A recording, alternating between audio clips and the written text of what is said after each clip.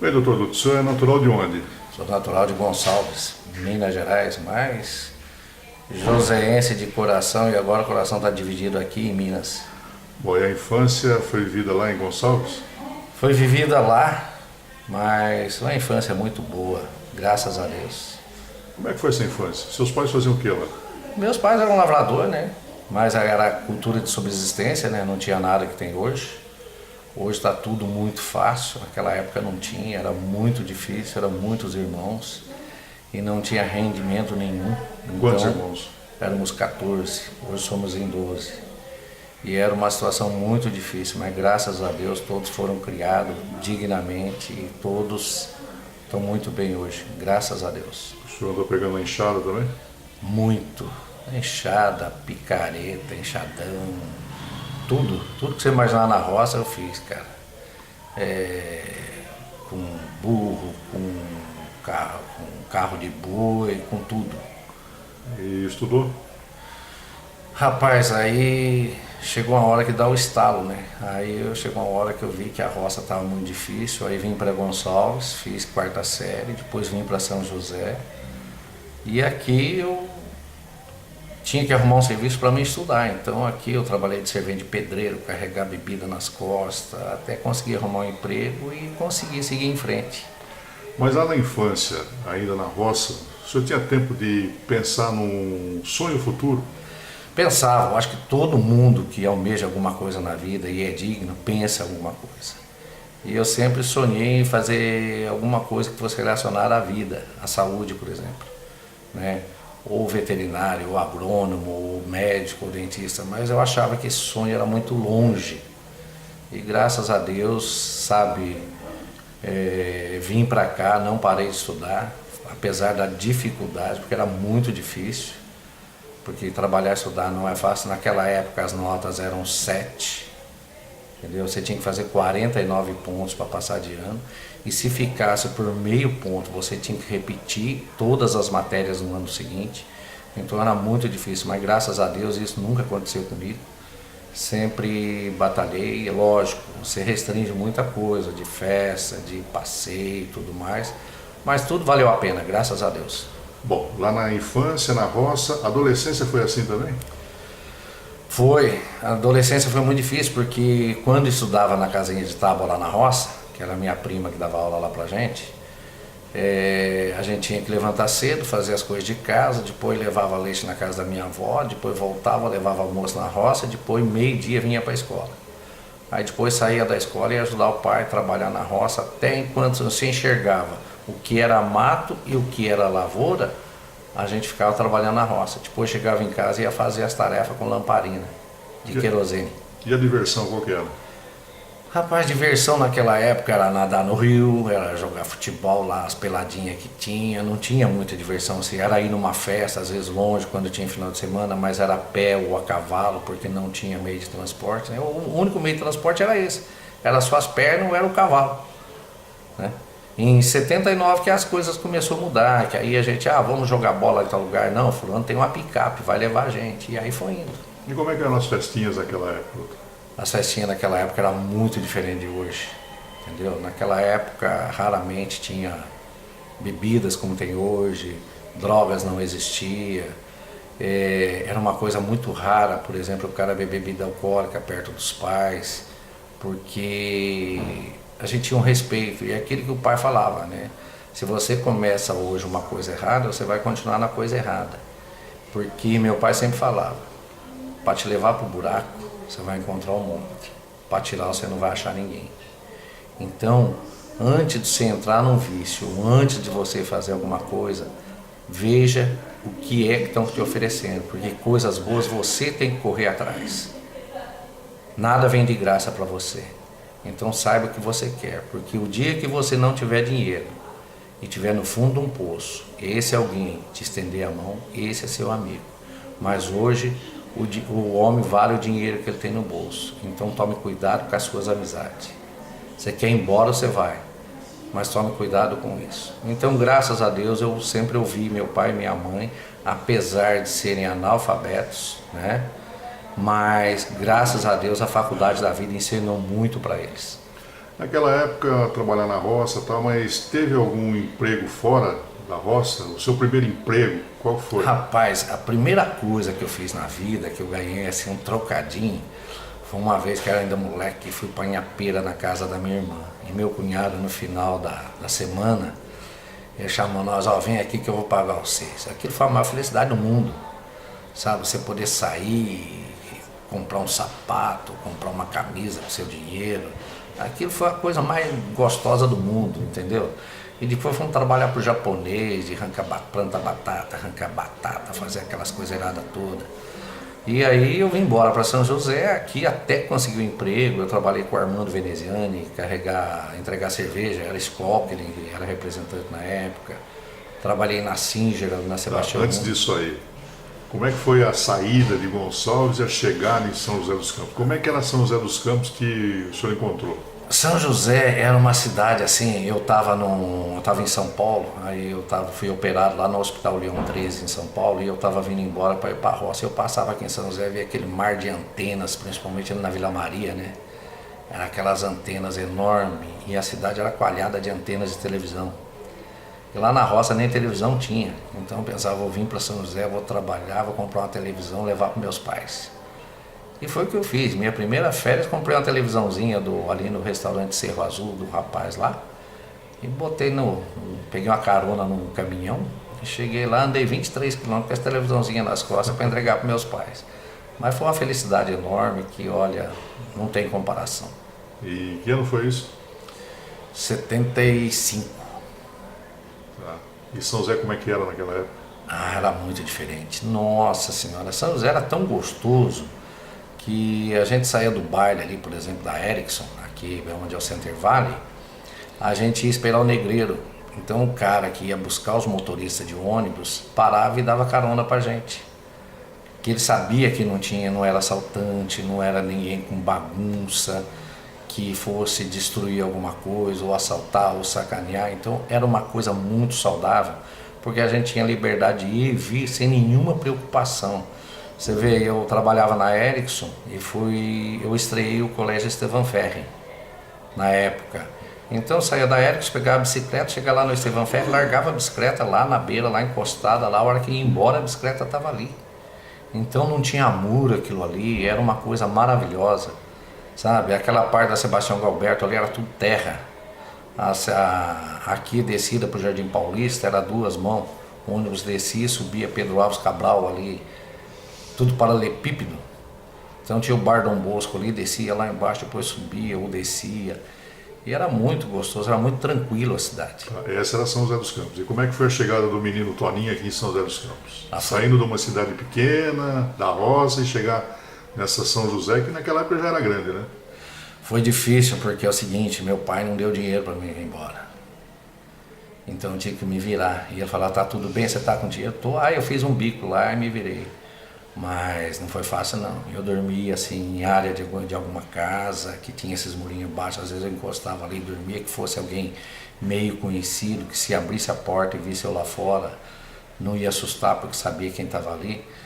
E eu caminhava a pé, por exemplo, estudava no Estevam Ferri, morava lá em Santana, e o sapato, rapaz, só tinha um sapato e aquilo ali furado. Não tinha dinheiro às vezes para comprar o outro, mas do lado estava bom, então andava de sapato, mas ao mesmo tempo estava descalço. Camisa só tinha umas 2 ou 3, mas com o tempo, graças a Deus, foi indo e hoje, graças a Deus, eu estou bem. Inclusive, eu conheci uma pessoa na época que me ajudou muito também, que foi minha ex-mulher, entendeu? Que ela me deu apoio para mim fazer a faculdade e eu consegui na época, com uma ação na Telesp, porque eu exerci vários cargos na Telesp diferentes, mas eu recebi como um trabalhador de rua. E aí eu consegui receber esse dinheiro e com isso daí eu consegui entrar na faculdade e seguir em frente. E graças a Deus fiz pós-graduação. Bom, antes de chegar à faculdade, o senhor trabalhou onde aqui? Eu trabalhei na Ericsson 4 anos e meio, trabalhei na Telesp 4 anos e depois que eu entrei na faculdade. Porque eu tinha um sonho, eu falei, bom, parado eu não vou. Inclusive o pessoal da Telesp falava, vamos jogar bola, o pessoal jogava muito futebol de salão lá no Bilacão. Você conheceu bem o Bilacão. Então o pessoal todo dia quase que ia jogar bola lá. Mas eu falava, não, eu vou estudar porque o meu objetivo é outro. E graças a Deus hoje eu cuido de muitos daquela época, são meus pacientes hoje. Bom, como é que foi aquele momento em que o menino da roça entrou pela primeira vez, na primeira aula na faculdade? Disse, é uma coisa indescritível, sabe? Aquela hora eu queria que meu pai e minha mãe estivessem vendo, entendeu?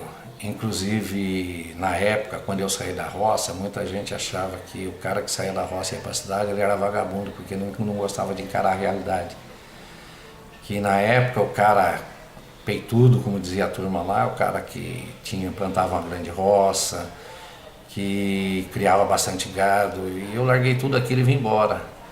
E aí, inclusive, teve um deles que um dia eu estava na porta do eu passei lá pelo Policlin para visitá-lo, a família falou, oh, não tem como você ir lá assistir a cirurgia do pai, não? Eu falei, mas pô, como? Não, é que ele vai ser operado agora, e se tiver alguém conhecido lá dentro, pelo menos a gente fica mais tranquilo.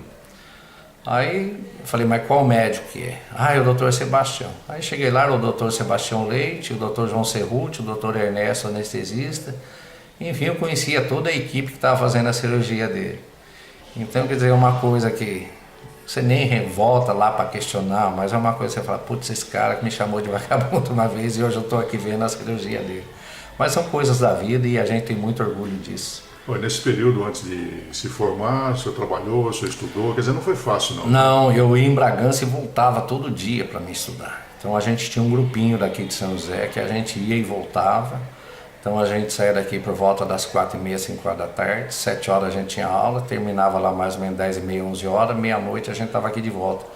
E aquela época Dom Pedro não tinha estrada, era uma via só, ida e vinda, né? Muito buraco, muito acidente. Muitas vezes a gente acabou nem indo porque encontrava pessoas acidentadas na rodovia e a gente acabava socorrendo, trazendo para Jacareí, levando para Atibaia ou chamando a polícia. Sabe, a gente fez muita coisa nesse roteiro aí. Bom, agora nos conte com detalhe como é que foi aquele momento em que o senhor pegou o seu diploma de universitário e foi levar para os seus pais e falou, tá aqui. Olha, a primeira emoção foi quando um dia eu cheguei no hospital, porque a gente na faculdade, a gente quer correr atrás. Então eu fui no Hospital Irmãos Penteado em Campinas, cheguei lá, o cara falou, hoje, eu estava no 3º ano, hoje você vai ser o cirurgião e eu vou ser o assistente. Sabe aquela hora que você não contém, né? Você fala, puta, por que meu pai com a minha mãe não tá vendo eu aqui, né? E a partir daquele momento, sabe, eu trabalhei em vários hospitais e foi coisa muito gratificante. Eu acho que eu ajudei muita gente nesse período e a minha maior emoção foi quando eu estava no Palácio das Convenções da Anhembi, no dia da minha formatura, e eu vi na plateia meu pai, minha mãe e meus 2 irmãos mais velhos. Sabe, aquela hora lá para você é indescritível. E foi o primeiro dia que eu dei um beijo no rosto do meu pai, porque a gente na roça tinha aquela coisa, né? Era benção, tinha que arrumar a mão e respeitava e tudo mais, mas você dar um beijo no rosto do pai era muito difícil. E aquele dia, naquele nosso abraço lá, teve isso.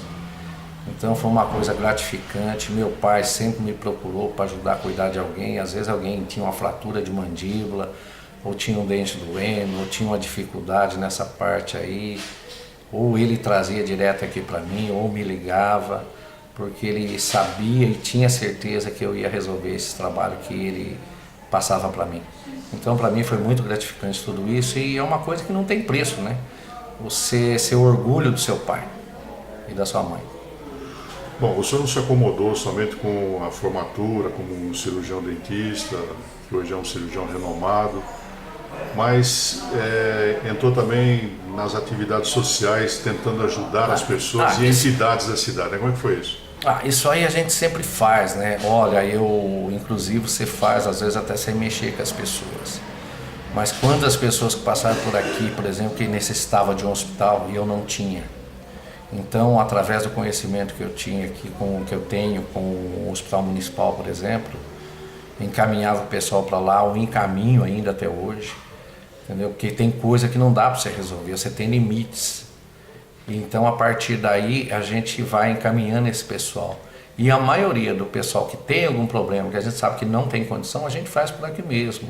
Eu dei muita palestra sobre saúde bucal, sobre saúde, a vida, né? Porque a saúde começa pela boca, a saúde do corpo começa pela boca. Então, empresas, por exemplo, sempre participei naquela semana de saúde, participei ali do canal ali do Paiva Neto, na Rádio Bandeirantes. O maior vínculo meu com esse pessoal foi através da Rádio Bandeirantes, que tinha o Inácio, o Pedro Mariano, Cláudio Brasil, Julinho Ribeiro, Roberto Barbosa. Eu fazia uma passagem uma vez por semana, de meia hora, na Rádio Bandeirantes, que era Rádio Clube antes, né? Depois Rádio Bandeirantes AM. E eu tenho muita coisa gravada lá, eu tenho certeza, sobre saúde. E era muito gostoso, porque cada dia a gente falava um item. E na semana seguinte que você vai lá para falar, por exemplo, tinha as perguntas da semana anterior para responder para o pessoal. Então, inclusive no Instituto Zé Mira, de vez em quando eu passo por lá e o pessoal fala, fala alguma coisa aí. E isso é gostoso, porque uma das maiores coisas que existe é você levar informação para as pessoas. Que muitas vezes a prevenção é o melhor caminho e não a parte curativa. A parte preventiva é muito mais importante. Tem a Rádio de Gonçalves também, que eu faço uma participação lá. Lá a gente sabe aquele que precisa, aquele que realmente precisa, então aquele você já vai ajudar abertamente, sem nenhum problema. E muitos lá a gente encaminha já sabendo para onde vai, com quem vai. Então isso é muito importante e muito gratificante, que olha, dinheiro nenhum não paga. Aquilo que eu sempre falo, o dinheiro ajuda, mas não é tudo. E infelizmente nós necessitamos do dinheiro, porque nós temos nossas atividades no dia a dia e nossas responsabilidades que dependem dele. Mas o maior pagamento que a gente recebe é você saber que você devolveu ao paciente a alegria de viver, né? A alegria de viver com um sorriso, sem dor, a liberdade dele estar no meio da sociedade. Isso não tem preço. Acho que o maior pagamento que a gente tem na vida é quando você devolve ao paciente isso daí. Então isso é muito importante e dinheiro não paga isso. Deus lhe deu um filho também, né? Eu tenho um filho especial, né, que está na casa de Davi em Atibaia, então a gente está aqui, está lá. E graças a Deus, ontem, por exemplo, passei o dia inteiro com ele, mas não é que a gente abandonou, a mãe dele não está bem de saúde, eu sozinho trabalho aqui e tudo mais. E lá é uma instituição do governo do estado muito bem estruturada, muito bem cuidado. Então acho que lá ele está muito bem amparado e eu fico tranquilo, sabendo onde ele está e como ele está. E a gente, por exemplo, dá um feriado longo, eu já pego ele, já levo para a roça, eu trago para cá e a gente está sempre junto. Então separou durante a semana, final de semana estamos ali, mas o coração nunca separou. Bom, e essa estrada toda aí, se tivesse que reescrevê-lo, o senhor seguiria o mesmo caminho? Seguiria os mesmos caminhos, às vezes com alguma reserva, né? Porque às vezes é aquele negócio que você tem que passar, o outro não passa, o que Deus determinou para você passar é você que vai passar.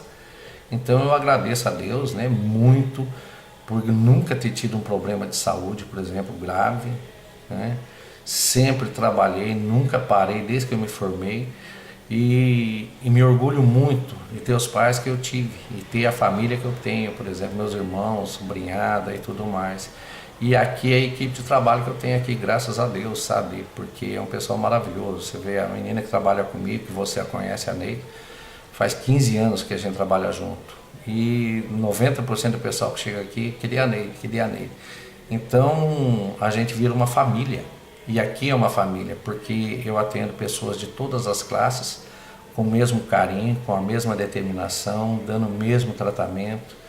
E isso é a nossa vida. E inclusive hoje eu faço parte da Santa Casa também, da Irmandade da Santa Casa.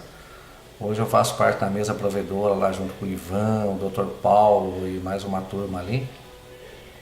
E é uma coisa muito gratificante que foi também por acaso. Eu servi numa pessoa de lá um dia numa emergência e através dessa menina eu conheci o pessoal todo.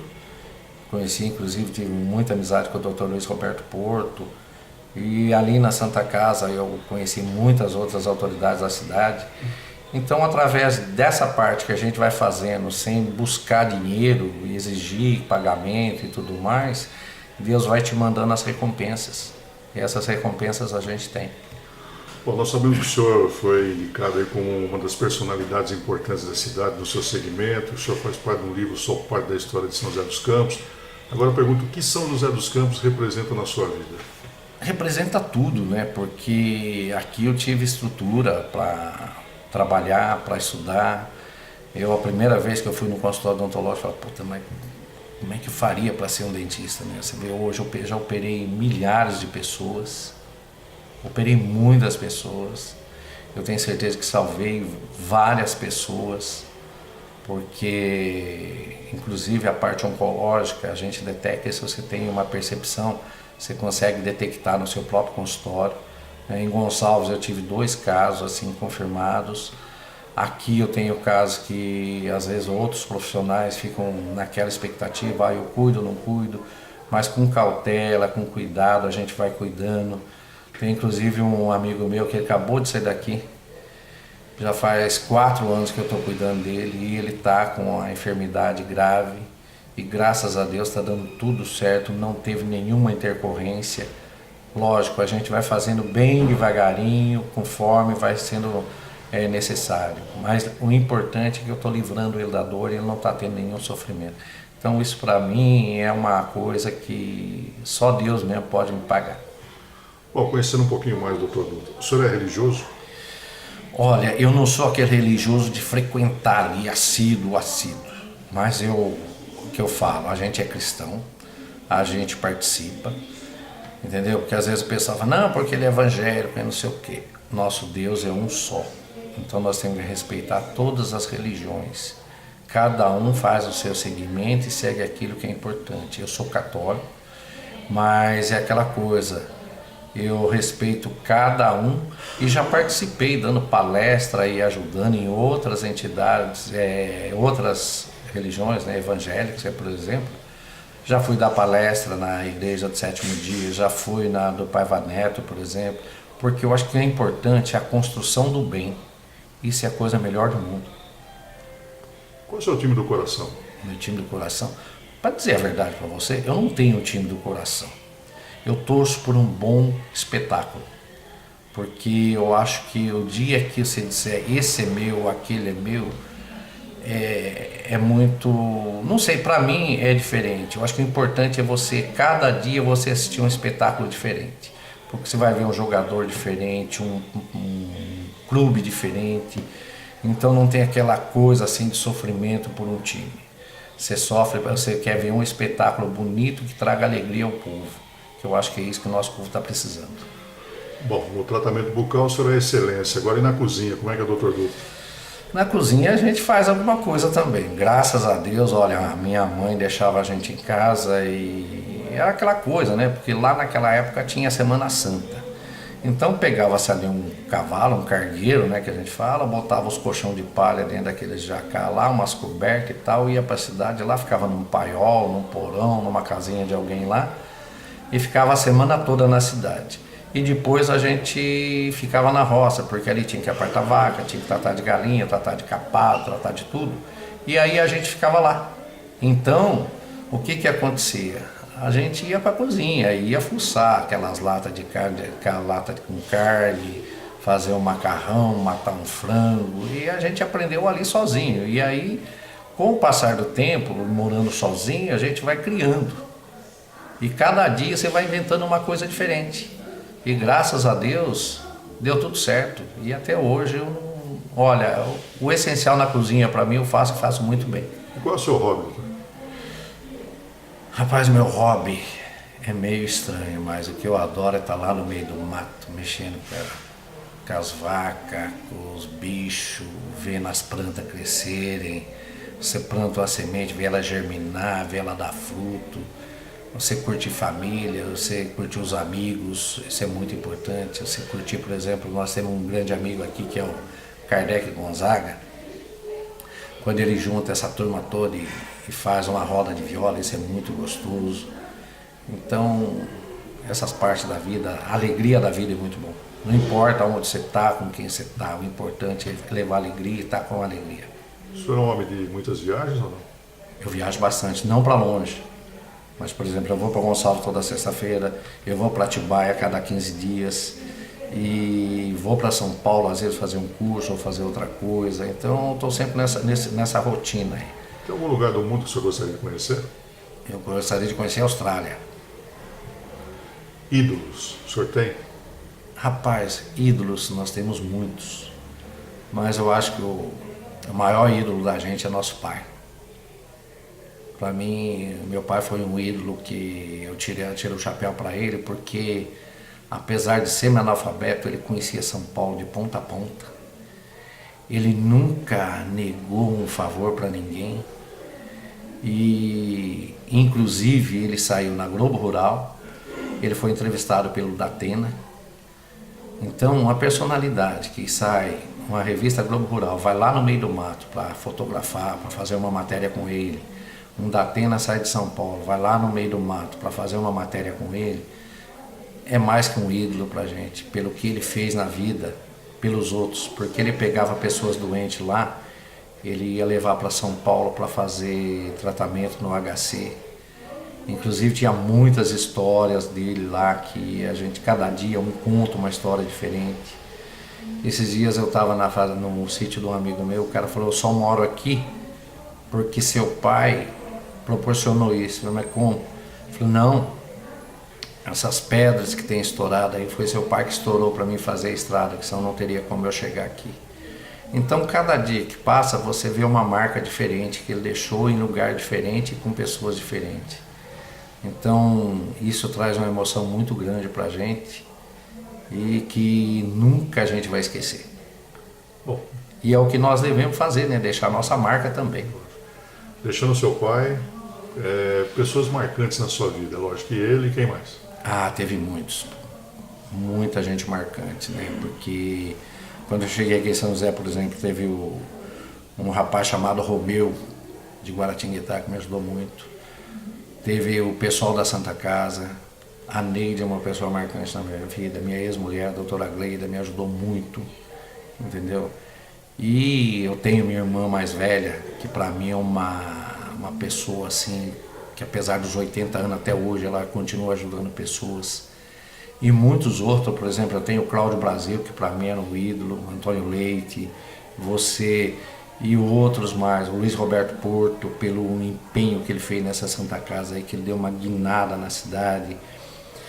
Nós temos outra pessoa aqui em São José que eu admiro muito, que foi o prefeito Emanuel Sobral de Oliveira e o Dr. Marino Salute e muitos outros por aí que a gente não dá para a gente lembrar, mas, por exemplo, se a gente for destacar alguém maior aí, por exemplo, hoje tem uma pessoa aqui em São José que eu acho que é uma personalidade que muitos teriam que tirar o chapéu para ele, que é o Dr. Jorge, chefe da equipe de transplante de fígado da Santa Casa, que já fez mais de 200 transplantes aqui.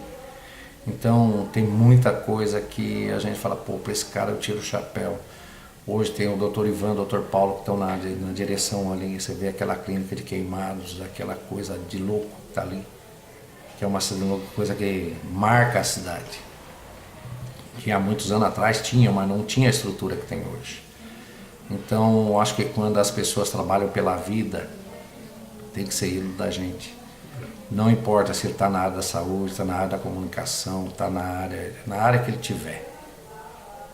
Ele trabalhando com justiça, isso é muito importante. Doutor, é uma pergunta óbvia, lógica. Se o senhor tivesse que deixar São José dos Campos, ia morar onde? Ah, mas aí não tem nem... É lógico que eu ia voltar para minha terra, cara. Eu ia voltar para lá, fazer o que eu faço. Lá você trabalha, você vai para o mato, você senta, vai na casa do preto, do branco, do rico, do pobre, é tudo a mesma coisa. Então, sabe, aqui também é, mas lá a gente sente mais família, mais em casa, você não tranca carro, você trabalha com porta aberta, você não tem restrição de quem vai entrar ali. E esse lugar é? Gonçalves, entendeu? Porque, não sei, é aquela coisa, você sai de lá, mas aquilo lá nunca sai de você. Igual se eu for embora de São José nunca vai sair de mim, porque eu tenho uma história aqui. Tinha uns barzinhos que tinha aqui, que era o Santa Helena, La Cave, Bolonha, aqui tinha o Schopenhauer aqui, né? Então tem muitos lugares que a gente passou que marcou a vida da gente. Tinha lá na praça lá o Baby Lanche que virava à noite, a gente saía nos bailes, passava lá. E essas coisas boas da vida, a gente tem que guardar. Inclusive tem muita gente que hoje foram meus professores, hoje tratam de dente comigo. Por exemplo, tem a professora Glória, que está aqui hoje. Ela foi minha professora e hoje ela é minha paciente. Ela e o marido são meus pacientes. Legal. Então é um orgulho muito gostoso que a gente tem em saber que aquilo que aquela pessoa deu, aquele degrauzinho, serviu para que hoje retribuísse para ela, voltasse para ela em termos de cuidados dos profissionais. Bom, as duas últimas perguntas. Presta atenção nessa. O senhor pode trocar uma semana do seu futuro por meia hora do teu passado. Nessa meia hora do teu passado, o senhor estaria onde, fazendo o quê? Rapaz, só meia hora do meu passado eu estaria drenando um abscesso, abrindo um canal, fazendo uma cirurgia ou salvando alguém, como já aconteceu um dia na entrada do calçadão. Eu fiquei lá uns 15 minutos quando uma senhora gritou para mim: moço, me segura que eu vou cair. E depois de 5 dias descobri que aquela senhora tinha um meningioma e toda vez que aquilo ali interrompia a circulação da cabeça dela, ela desmaiava. E aí, tanto é que eles foram embora e me chamaram na casa deles para me fazer um agradecimento e uma homenagem. E uma outra vez eu estava no hospital em Amparo ia fazer uma cirurgia e alguém chegou e falou: fulano tem que ter um remédio urgente, tem que pegar em Campinas. E ali não foi meia hora, foi 2 horas que eu fui de Amparo em Campinas buscar a medicação para salvar esse cara. Então essas coisas eu trocaria. A última pergunta. Uma grande saudade. Dos meus velhos, meu pai e minha mãe. Qual o nome deles? Seu Bernardino Máximo de Castro, né? E Delfina Maria de Castro. É muita saudade, mas com muito orgulho.